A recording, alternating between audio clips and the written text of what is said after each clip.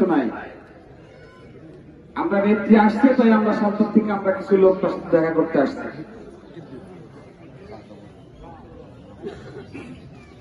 আমি যতটুকু জানি,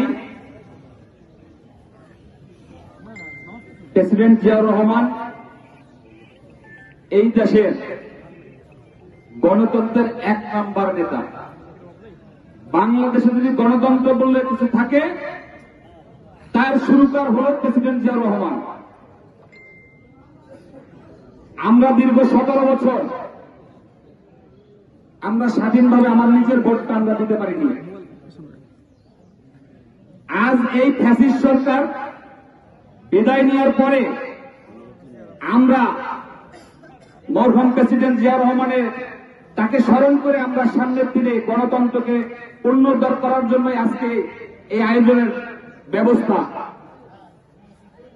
আমরা চাই গণতন্ত্র সঠিকভাবে প্রয়োগ হোক।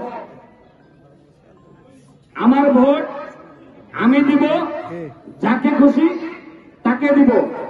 প্রত্যেকটা নাগরিকের দরকার সাধারণ মানুষের মন জয় করে আমাদের নেত্রী সামাওয়াত আপাকে আগামী দিনে এই সালতা নগরকান্দা 2 আসন 2 থানা থেকে তাকে এমপি বানিয়ে আমরা তাকে সংসদে পাঠাবো।